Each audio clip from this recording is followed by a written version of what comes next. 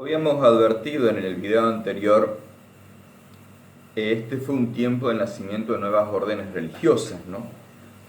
En este tiempo aparecen un montón de órdenes religiosas inspiradas en la regla de San Benito, que San Benito de Nursia, sabemos siglo VI, había dado esta regla, y en la medida en que fueron adquiriendo más prestigio en los monasterios, fueron enriqueciéndose y fueron abandonando la observancia de la regla que tenían en sus orígenes, ¿no?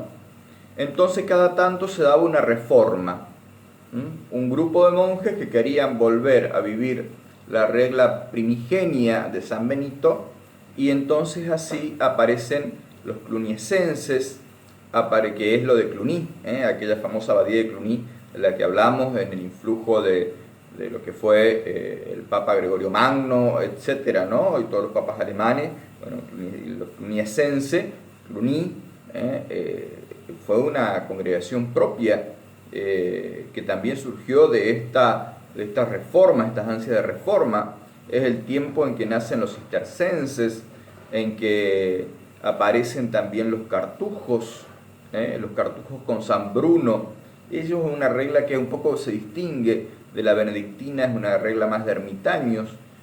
Por ahí a los que les interese, creo que ya le dije en algún otro momento, toda esta historia de cómo se dio esta reforma de los monjes que fueron siempre tratando de volver a la frescura primera de San Benito. Tenemos todo lo que es la tríada o la trilogía de los tres monjes rebeldes, la familia que alcanzó a Dios y incienso quemado.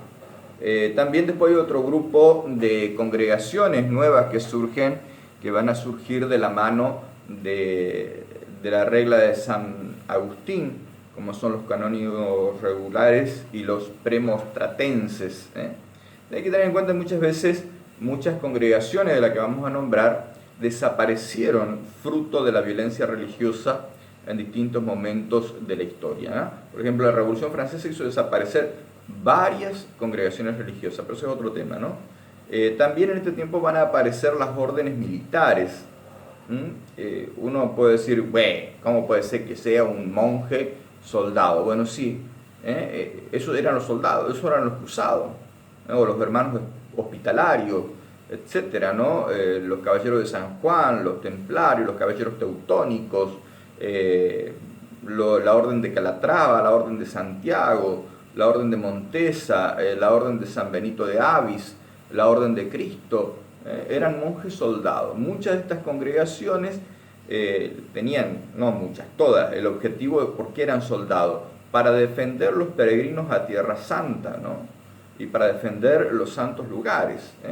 Muchas de estas congregaciones después fueron suprimidas, abolidas, fueron desapareciendo en distintos avatares del tiempo, y algunas sobreviven como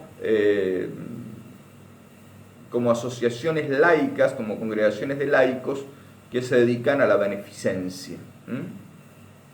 Bueno, también es el tiempo en que va a marcar una coyuntura en la vida de la Iglesia, un antes y un después, la aparición de las órdenes mendicantes. Hasta entonces uno, cuando quería ser religioso o religiosa, tenía que aportar una dote al monasterio porque se vivía de alguna manera, digamos que de renta, ¿no?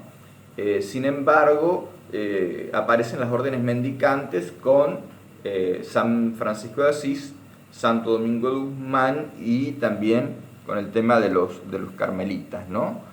Imagínense ustedes que fue una novedad en el siglo XIII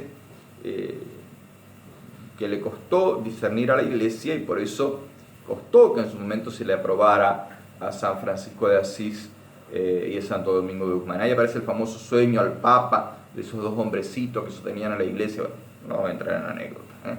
Bueno.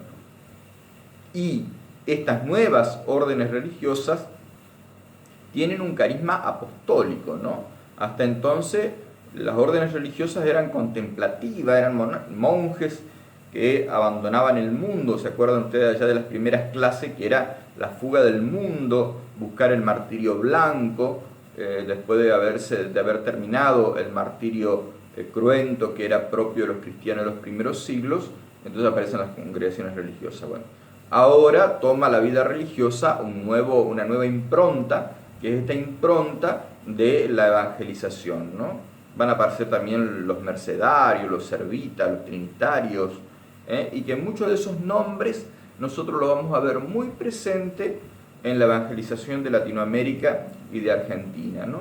Saber que muchas de estas congregaciones fueron las que nos legaron la fe, ¿no? Y estas congregaciones mendicantes tienen una fuerza revolucionaria, una fuerza apostólica impresionante. Y no solamente había sacerdotes, sino había frailes, hermanos. Estos religiosos, por ejemplo los dominicos, se preparan intelectualmente para la lucha contra la herejía. Por eso también vamos a tener que los sacerdotes, los religiosos dominicos son tan preparados, y por eso fue que en su momento el Papa les había confiado nada más y nada menos que la Inquisición, ¿no? Porque había que refutar las herejías, ¿no? Las nuevas órdenes religiosas, que son órdenes mendicantes, ya no vamos a tener un monasterio alejado en el medio del campo como lo de los monjes, sino vamos a tener los conventos dentro de las ciudades donde pueden llevar adelante su fuerza apostólica, ¿no? Y los antiguos monasterios, a ver, cada uno vivía la pobreza de manera individual, pero la comunidad tenía bienes. Bueno, en las órdenes mendicantes la pobreza va a ser personal y también comunitaria, ¿no? Y ahí es donde, a ver, como es una realidad nueva dentro de la iglesia, ya no entra esto de llamarlos monjes, ¿no? Entonces por ahí aparece el denominarlo hermanos o frailes, la denominación de frailes, porque son los que viven en fraternidad, ¿no? Bueno, fíjense ustedes, también otra diferencia con los antiguos monasterios.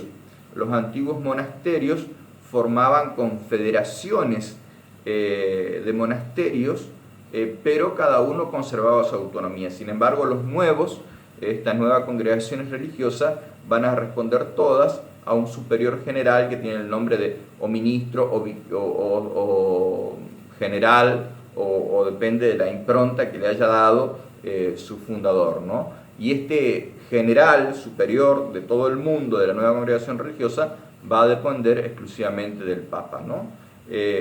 También decir de que esta aparición de las órdenes religiosas mendicantes hizo que hubiera un nuevo movimiento de espiritualidad. Era tan fuerte que también los laicos adherían a la espiritualidad de estas congregaciones. A ver, hasta hoy existe los terciarios franciscanos, los terciarios dominicos, por ejemplo Santa Rosa de Lima era una terciaria dominica, los terciarios carmelitas, los que llevamos el escapulario de la Virgen del Carmen, es ser terciario carmelita, de alguna manera participar de esa espiritualidad, ¿no?